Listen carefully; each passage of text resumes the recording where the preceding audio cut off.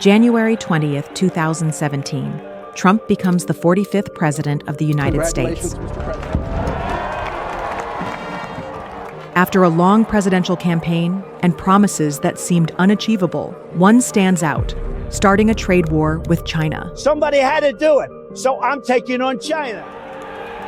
In fact, Donald Trump's predecessors have employed measures to restrict China trade practices. They're taking our business, they're taking our jobs, they're making our product. But in 2016, Trump made China a major campaign issue. We can't continue to allow China to rape our country, and that's what they're doing.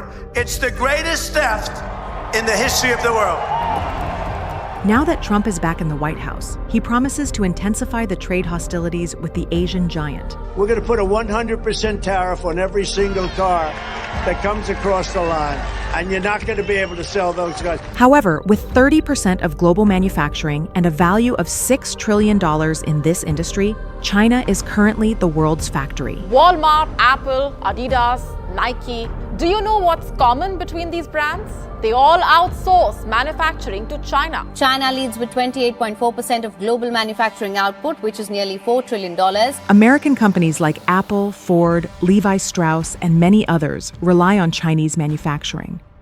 So, how does Trump plan to start a trade war with China? And what consequences could it bring to the entire world?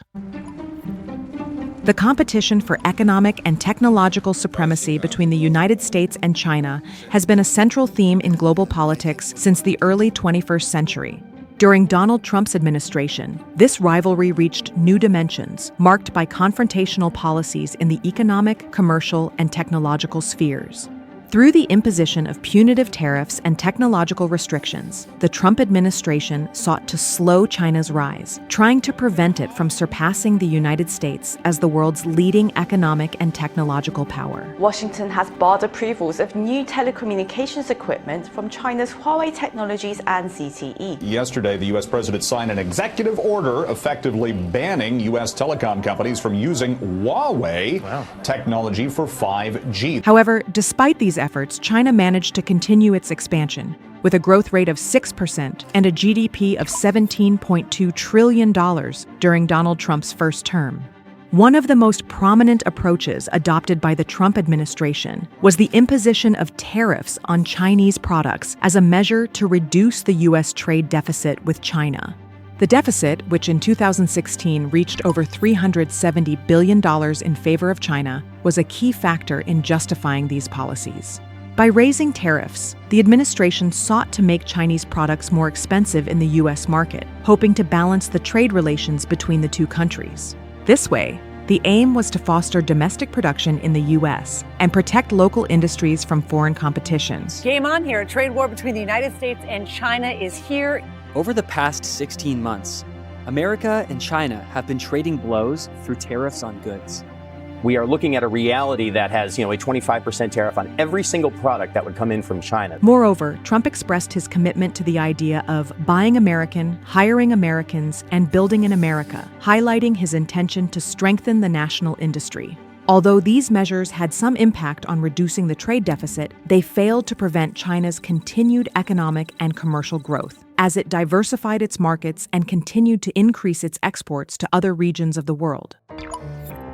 Despite the hostility of Trump's trade policies, China didn't stay behind. In 2015, China developed and launched its Made in China 2025 plan, aimed at positioning the country as a global leader in key high-tech sectors such as artificial intelligence, robotics, semiconductors, and electric vehicles. Long-term leaders in Beijing have been working to transform Asia's #1 economy with their Made in China 2025 plan. The Made in China 2025 Master Plan. The Made in China 2025 plan. But the result of that push has raised concerns in the West. This strategic plan was designed to modernize and diversify the Chinese economy, giving special priority to technological innovation and self-sufficiency in critical industrial areas. Xi's plan represented a direct threat to the technological supremacy of the U.S., as China sought to improve its capabilities in cutting-edge technologies and reduce its dependence on foreign tech companies such as Google, Amazon, and others. In response, the Trump administration implemented a series of restrictions on exports of advanced technology to China, particularly in the semiconductor sector. The United States has announced further restrictions on the export of computer chip technology to China. The country has introduced sweeping export controls that will severely complicate efforts by Chinese companies to develop cutting-edge technologies with military applications. These policies aim to restrict China's access to key technologies developed by U.S. companies, such as semiconductor manufacturing and telecommunications equipment. One of the most significant decisions was imposing restrictions on Chinese companies like Huawei, blocking its telecommunications products in the U.S. market and pressuring international allies to adopt similar policies. Forget Gmail, YouTube, Google's Chrome browser, and the Play Store on your smartphone. Those apps are likely to disappear from future Huawei handsets outside of China. Donald Trump has blacklisted the Chinese tech giant, and that has obliged US-based Google to restrict Huawei's access to Google's Android phone operating system. This package of measures restricted exports to 140 companies, including Piotech and Cycarrier Technology, two of the largest semiconductor manufacturers in China. Although Trump's policies succeeded in reducing the trade deficit between the U.S. and China, the results in terms of slowing China's economic and technological rise were limited. By 2023, the trade deficit between the two countries had decreased to its lowest level since 2010, largely due to reduced Chinese imports to the U.S. However, this success was relative, as China managed to diversify its exports to other global markets such as Europe and South America. As a result, China's trade surplus in manufactured goods reached record levels, representing the largest proportion relative to global GDP since the United States after World War II. 40 years since the country's economy opened up to the rest of the world, a move that ultimately turned China into a global economic powerhouse. By 2020, Chinese companies had flooded Africa, Latin America, and Europe with their exports, allowing them to sustain market growth despite the trade barriers imposed by the U.S. This phenomenon showed that even under pressure from tariff policies, China could find ways to continue its economic growth.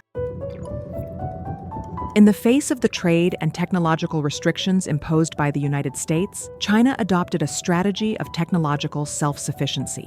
In 2023, something surprising was discovered. The Huawei Mate 60 phone contained a semiconductor far more advanced than what China was believed to be capable of producing independently. Turns out cutting off China and blacklisting Huawei, that has only fueled the drive to create their own chips and software. Another signal comes this week with the release of Huawei's new Mate 70 smartphone, which builds on a hardware breakthrough that it made last year with the Mate 60.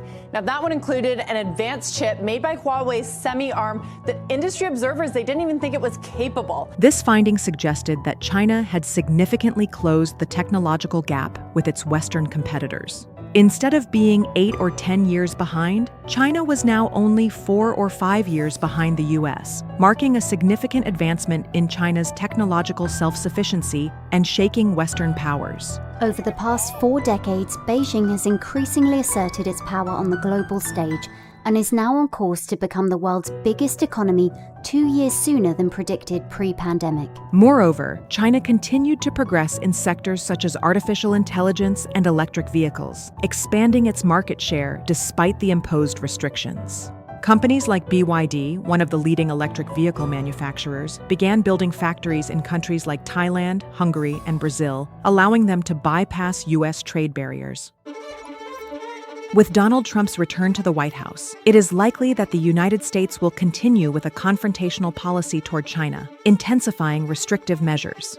During his election campaign, Trump promised to impose even higher tariffs on Chinese vehicles as part of his effort to protect the U.S. automotive industry. Former U.S. President Donald Trump said Sunday that he would revive the American automobile industry in just 2 weeks after taking the Oval Office, vowing higher tariffs on Chinese-made cars. This rhetoric reflects concerns in Washington that Chinese companies might collect personal data through their products, such as electric vehicles, and share this information with the Chinese government. However, despite these possible measures, China's growing self-sufficiency and its ability to adapt to the trade and technological restrictions imposed by the U.S. present a considerable challenge for Washington's policies. As China continues to make strides in innovation and technological self-sufficiency, the landscape of relations between the two countries will remain a topic of debate and concern in global politics. But above all, the question remains: does China depend on the United States as much as the United States depends on China? At Economy Media, your opinion matters to us. Subscribe and let us know what you think in the comments below.